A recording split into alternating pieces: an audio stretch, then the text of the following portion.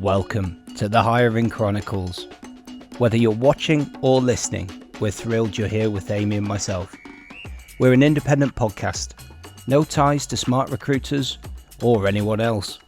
So there's no corporate jargon, just real talk. And despite the rumours, we're not perfect. So please ignore our good looks and charm and take our advice at your own risk. And let's dive in. All right, we're back. It's part 2 with Barb, and if you watch part 1, you will know that Amy and I struggled towards the end of that just to hold back the emotions.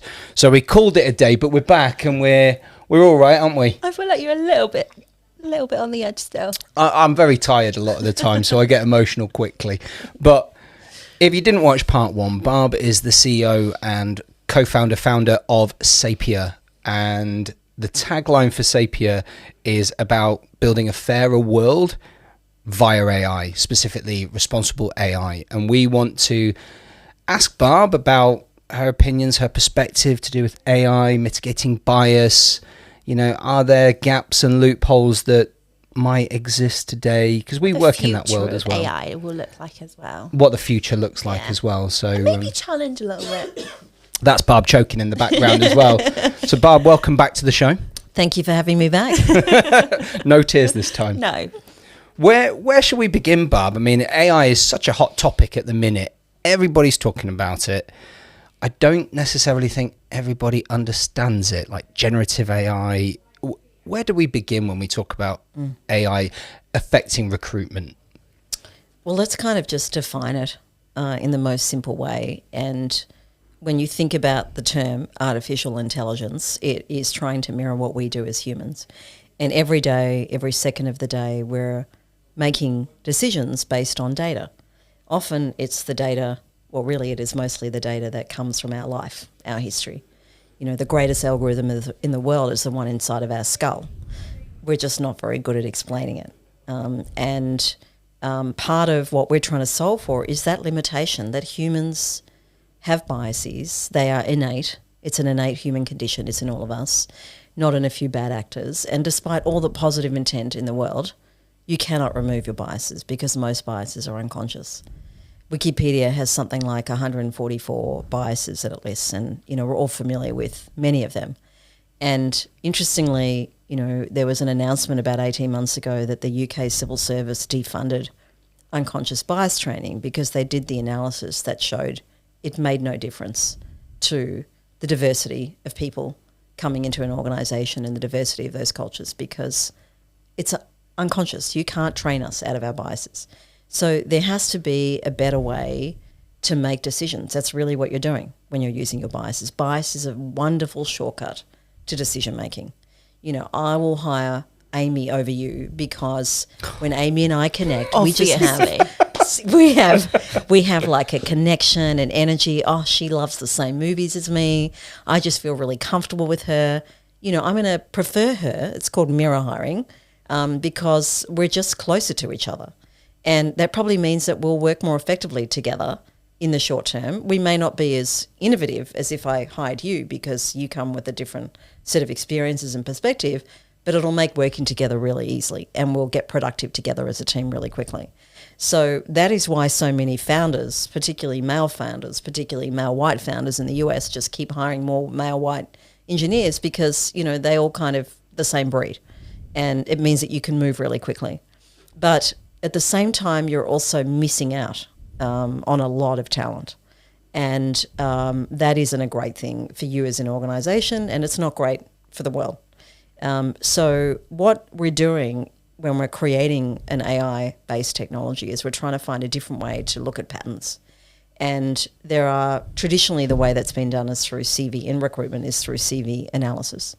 The issue with using the data within a CV is no matter what you do, you cannot debias a resume.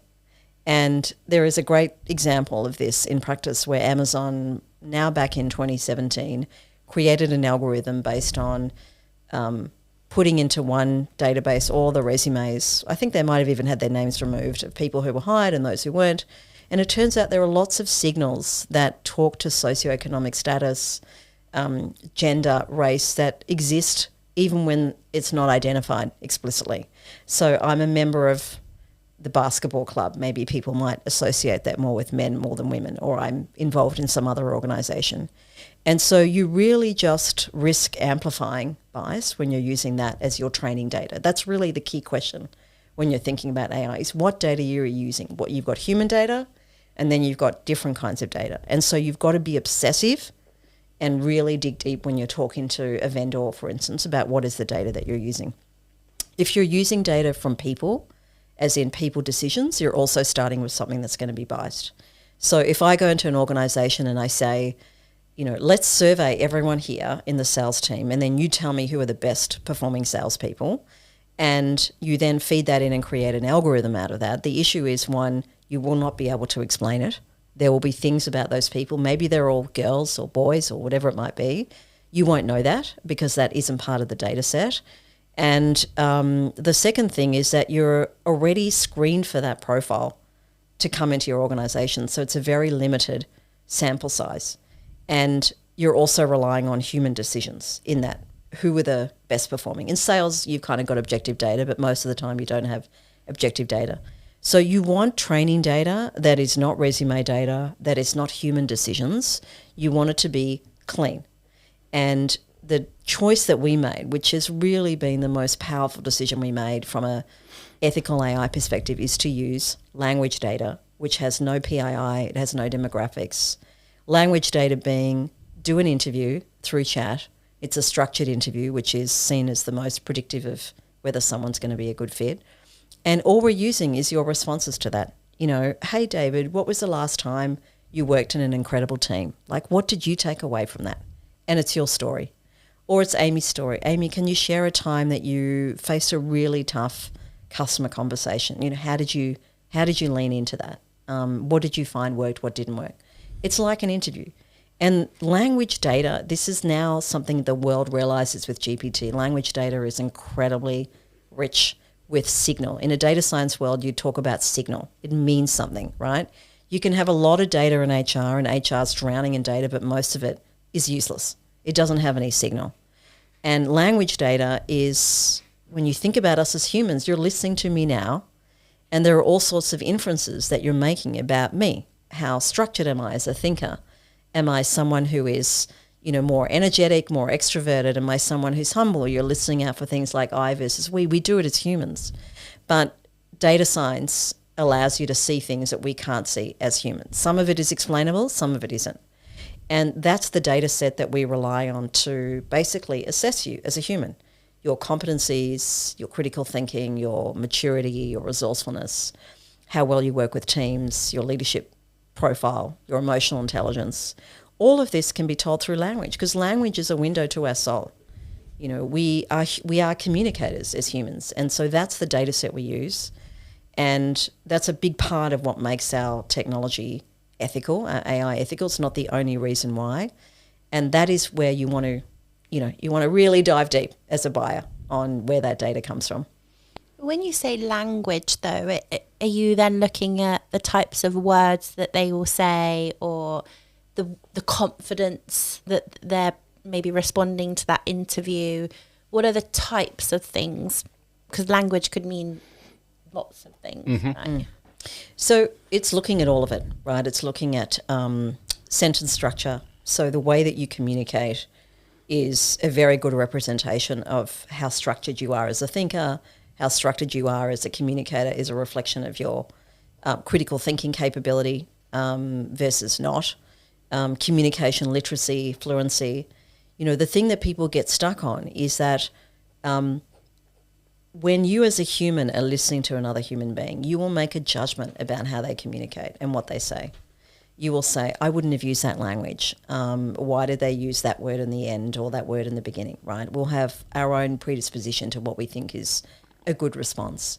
And AI is a beginner's mind. It doesn't have those judgments. It's just looking at the words and the sequences and extracting from that meaning. So something that we did research on, we've peer-reviewed and published all of our science. It's really new science. The ability to understand people through language is a new science that Sapia's invented, is that this is sort of getting a bit technical now, but if I ask you a question, Amy, tell me about something you're really proud of. Maybe you'll tell me a story about something, let's just say, that's more female oriented. You helped a friend. You might share with me, David, a story about sports. Now, if I'm a guy assessing you, I'll go, hell yeah, that's a great example. If I'm a guy assessing you, Amy, I might go, I don't really think that's a credible story, of achievement. Whereas the AI will look at both of those responses and agnostically analyze that for its ability to reveal drive, empathy, humility, self-awareness, right? It's not judging whether or not that's a good answer because it references something, traditionally achievement-oriented like sport versus something that relates to what you did for a friend. So it's not giving a decision, it's almost bringing the two sides together and then allowing you to make a decision? I think AI, I really think the co-pilot absolutely needs to be the way you think about AI. So our name Sapia is a combination of Homo sapien, the human, and AI. And you have to have the two in sync. And what we are doing is we're helping challenge you, like we're understanding and assessing that person against a profile that you care about. So again, another critical element of AI is the difference between rule-based models and machine learning models. Machine learning models are when you go in and you just let the systems find patterns, right? The one that I mentioned before. You can't explain it. Lots and lots of risk. Not a good thing to do when you're using that for AI in the context of people. Rule-based models are where you have a human in the loop. That's a phrase that gets used a lot. Where you, Amy, as the customer or, the head of TA, you decide what are the rules, what am I looking for? It's like a hypothesis about, I think to come and work in our company, you need to be really mature, highly emotionally aware, work well with people, etc. And we will build a model around your rules. So we're trusting you that you know what great looks like. In the US, you would do things like job analysis to validate that, but the organization is best placed to assess what great looks like. Then what you do is you look at, well, you said you wanted this profile. You've actually hired something different. We don't typically retrain on high data because hide is a bad signal because we're all biased.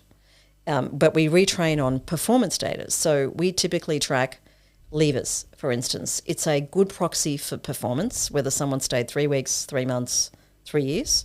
And so that data is then used to retrain the model so that it becomes smarter over time. So think of this as like Amazon for people. When you go into Barnes & Noble or a bookstore, historically, you buy a book, they've got no record, really. Maybe they've got a record of what you bought, but you're not coming in the next time because they've sent you a notification to say, Amy, it's time for you to buy another book, or when you bought this book, you might also like this one. There's absolutely no ability, zero, to learn from your decision. Much like in recruitment, there is zero learning, right? You hire, you have no idea as a recruiter whether or not that person was a good hire. And there's no ability for you to really ingest that information and make a different choice. So recruitment is the least efficient process that exists in an organization. You're doing it a lot. It's costing a lot. People are your most expensive asset, but there's zero learning, right? How can you have a function that is such a big cost where there's no learning? Whereas in our technology and in the context of an Amazon, you are learning from data. And so you are building a system of intelligence. You are becoming more accurate in your ability to recommend talent. So the way that that manifests itself in a practical level is reducing turnover. So we have clients in the UK who've gone from 76% turnover to 25% turnover, which is a massive saving to a business. And I think that's what people don't realize about AI. AI is not just automating a shitty process. If all you're trying to do is a faster status quo, go and work with another technology, we would say. If you really want to drive impact in the business, better people who stay longer, who deliver better service, who sell more, right? You have to have data about that you then ingest into the model. So rule-based models are a really safe way to start because they're explainable and they keep a human in the loop, and then they become a machine learning model over time. That's why in Netflix you have your profile, your wife's profile, your kid's profile, because it's recognizing that your preferences are different. That's data that's feeding back to make more personalized recommendations. Have I lost you? Not lost me. No, my brain is just... Yeah, so many questions on it. The thing with AI, though, and I think we touched on this just as we got started, but it has to be fed something. So even that AI where it's taking two people's opinion or that it's pulling data, that data is coming from somewhere or someone that has a bias. So how does it completely... Well, but you're assuming that there's a decision, right? And in our case, we use language data. So it took us 2 years to build the product because we needed to collect the data. So something that makes us really valuable to our investors is that we have what's called first-party data. It is proprietary to us. No one else in the world has this data set. It's 1.5 billion words. It's growing at about 100 million words every month. And that is a first-party data set as opposed to LinkedIn or resumes or social data, right? Which is, imbued with all sorts of signals around people and socioeconomic privilege, etc. And so where is the human decision in language data? It's just people who've applied for a job.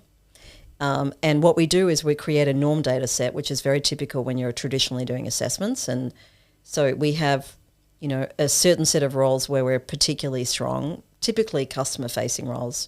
We work with airlines, retail, hospitality, etc. And so you're taking a data set from people who've applied for those roles in that country, and that's your starting point. That's your model.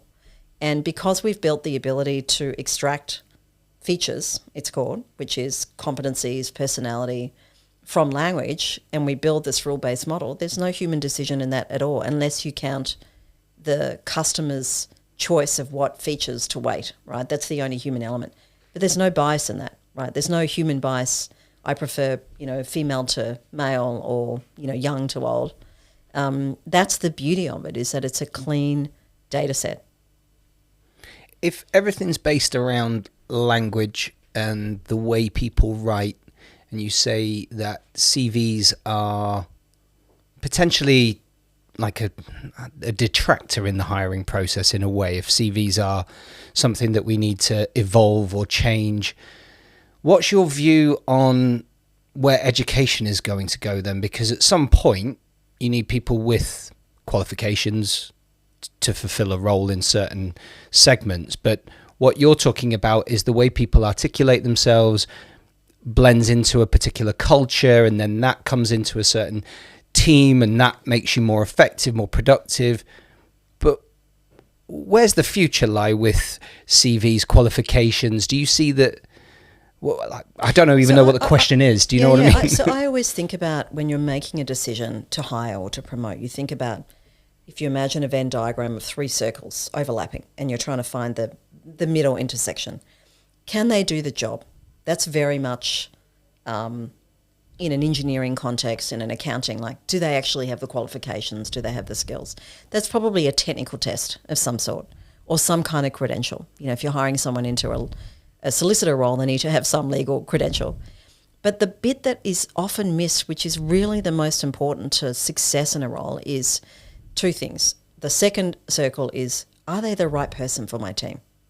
Right? Do I want another alpha male in my team? Do I want another humble, shy individual in my team? Or do I want someone that's going to, zhuzh it up, right? And we often don't think about our bench. If you think about a football team, they don't just hire everyone the same. They look for portfolio of skills. And how do you do that? You're not going to see that in a resume, right? That's where type really matters. What type of person are you? Who are you really? And so the ability that we have to give you this profile that helps you think, right? I'm a huge believer that where AI comes in, it's just helping you make a better decision, and obviously a fairer decision. We don't do enough thinking when we're making these decisions, right? You need good intelligence. It's about having good objective intelligence. And then the other one is the company. Are you actually the right person for this company? And to be honest, when we hire into our engineering team, the team and the company massively outweigh whether or not you've got the right engineering skills, because we can train you for that, but we can't change who you are. And in a world where skills are changing so quickly, like you think of a role like a prompt engineer, what is that? Right, you're not going to go to university and study prompt engineering. Agile coach, there is no course to become an agile coach. It's a type, right? It's a certain DNA. Same with founder. There's no founder school, right? It's a certain type of person. And that's really what is most important. And we neglect that and we cheat by using the resume. Personally, I think resumes need to die. I think resumes are irrelevant in a world of ChatGPT because I could fake any resume now for a job, and I think they will die. I think what matters more is not necessarily the artifact, but how do you just give more intelligence to the person making the decision? Whether you want to call it a resume plus personality profile, that's what assessments have always been. They're really about making you smarter. And we need that in all of our decisions in our life. You know, we have a 50% divorce rate. I'm divorced. I'm repartnered now, but I was divorced. I'm divorced. Congrats. And if I had more data about my ex to make a better decision rather than just the judgments of my friends and my parents, you know, maybe I would have made a different decision. Like, we all benefit from having just, you know, being more intelligent and having more insight. And it's something we're all on a journey to as we, you know, it's not like you hit 50 and suddenly you know everything. And so for me, that's where the power of AI is. It's helping the individual applying for the job be smarter, like they learn from it, because it's their decision too. You know, they're much more at risk if they make the wrong decision. It's such a shitty experience when you start a job and you know it's wrong, right? You know you don't fit in. And how do you avoid that, right? So help that person know themselves. You know, there's this great Israeli philosopher, historian, Yuval Noah Harari. Have you heard of him? Harari. Yeah, Yuval. He's incredible. He wrote the book Homo Sapiens. He's written Lessons of the 21st Century. Anyway, he talks about, you know, in a world where AI weaponizes us, weaponizes our data, Instagram, Facebook, you know, how do you deal with that? And his view is you've just got to know yourself better, right? You've got to be more informed about you and the choices that you're making, kind of create a bit of space between what you see and what you do. And I think the best thing about our technology is that we're helping people build self-awareness, understand themselves better. And whether that helps you in your job, helps you in your life, you know, I think, don't we all want that? I suppose so, yeah. I think it brings me to a question that I mentioned to you, Ames, was that I read so often about whether AI is going to destroy jobs or create jobs. Like, that's the fear that a lot of people have in the back of their mind is my job under threat? Because ultimately AI can reduce indirect hiring costs by having less time with the hiring managers, less candidates to deal with. Does that also mean that AI is going to reduce the need for as many recruiters? And so that's one fear that I read about. I don't know whether I believe it all, but I don't know what you think about it. I don't know, I guess though, because there is that human element that candidates will still want. Like, if I'm applying for a job, I will still want to have a chat with somebody about it.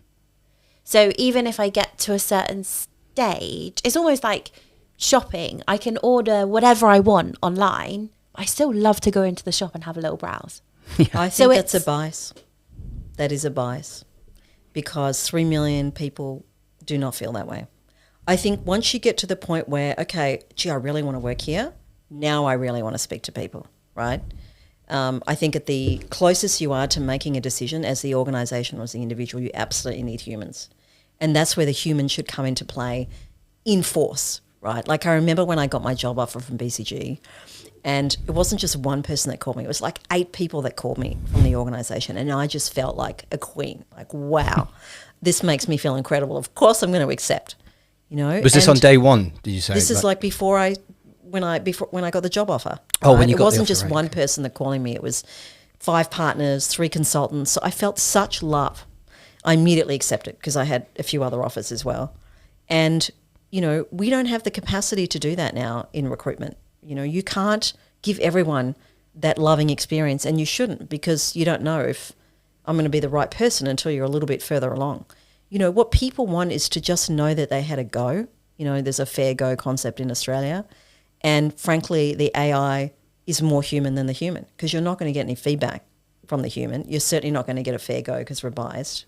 Where the role changes is, I think you become more of a talent concierge and a talent business partner. You know, I don't think anyone's time is served well by screening a resume.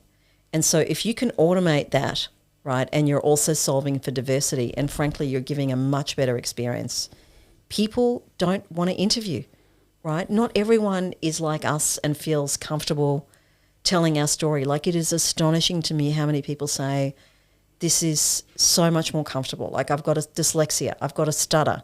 I don't feel comfortable about my appearance. You know, like a blind, untimed chat interview is massively game-changing for people who are not confident extroverts, you know. And we see that in the data, we see that in the feedback comments. And so making it truly democratic, like it completely changes the diversity of people that get through. But then once you're at the point where you know that that's the place, right, that's when I think the humans come into force. And I think if recruiters can be open to my role's going to change, like the human part of me comes into play. I don't have to screen. Like, who wants to do phone screens? Who wants to read resumes? But if I can go, Amy, tell me about you and what you really care about. Let me find the right people to talk to you because we really want you, right? That's the economics also don't play out, right? So, you know, we did analysis where you would look at, it's crazy. Let's say you've got 10 recruiters, so that's £500,000 a year. Then you've got 100,000 people coming through, landing on your career site. Probably 50% of them will disappear because it's a shitty career site and it doesn't allow you to get the questions answered that you want. So you're left with 50,000. Then people click on and have to complete 31 steps. Maybe half will drop out, so you're left with 25,000. Then those people, maybe another half will drop out of that because, again, it's a really terrible video interview. I feel really scared. I feel awkward. I don't like video, or I don't like, you know, some other kind of scary assessment. So you're down to about 5,000. And when you look at the economics of then 5,000, maybe you end up making 1,000 offers and 50% accept. That's a really terrible return on investment as an organisation. Like if you were running a consumer site for women's clothing, you'd be fired for losing that much, you know, value through the process, right? Like I think there's a lot to be learned from marketing in recruitment. How do we optimize that so we get maximum number of people from here to here? Because people whinge about supply. There's not a supply issue. There's a retention issue because the experience is so terrible.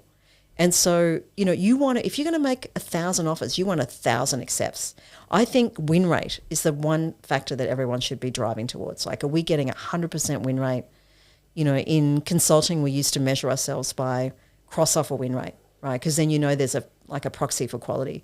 If you make 10 offers and you only get 5 accepts, that's a massive loss of value if you think about how much time has been spent there. So, you know, I think, again, thinking from an economics perspective, you know, I talk to recruitment teams about applying cost of acquisition, CAC, which is a standard metric in SaaS and LTV, and say, think about talent like that. What is your candidate acquisition cost? What is their long-term value? How long do they stay?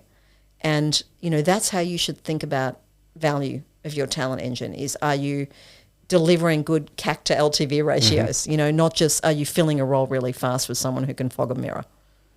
But sorry to be so provocative, Amy. Yeah. No, but do you then, is the role of a recruiter just to call somebody and say, congratulations, you've had an offer? Talent concierge. I do like the term. Because it's to win them, right? But if you've already said, you know, you've got an offer, we want to connect you with. For me, I just think, and maybe again it is that bias side, but for me, if I've applied to 2 companies, I've gone through a great interview with one of them, maybe both the same kind of journey, but I've had a recruiter calling me and getting to know me, I think I would lean more rather than just an automated email that's coming out and keeping me up to date. But you could be the wrong person, right? I mean, I think the recruiter's role is to be in the business, right? If you're the hiring manager, you want to be spending a lot of time with David, right? David, tell me what you think you really need here. Because to be honest, David is really time poor. And he's just going to say, Amy, put the PD up, right? Let's just go. She's coming for you, Dave. Put the job rec, right? And you're like, no, let's stop. You've lost 3 people in a month.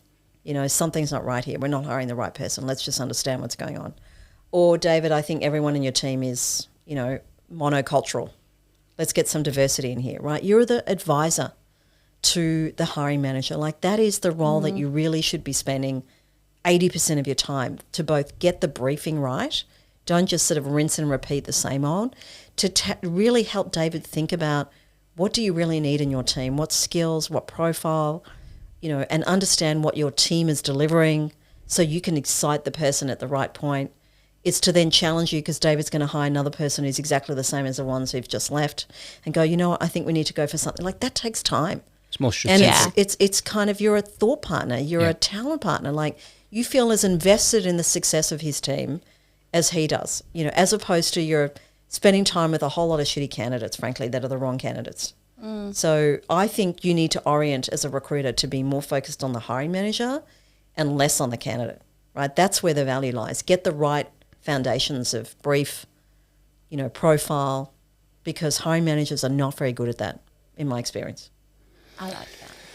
I think it's a topic that we could probably do another 4 or 5 episodes on. We are up at time. Amy, do you want to ask your final question that you love to ask on our podcast to wrap up this chapter? Oh, I'm really Go on. scared now. Go on. Well, I really like the question, but I do like it, really. I just like to whinge at something. Go on, ask it. so if you had, say, one wish or one magic wand that you could just cast a spell or do something to create change, whatever it may be within the TA world, or actually beyond the TA world, what would it be? You should just do one thing. So COVID killed the bias that I need to see you to trust that you're doing the work, for the most part, right? Reality was we all had to go at home and you had to trust people do the work. I would love recruiters to get beyond the bias that I need to see you to hire you.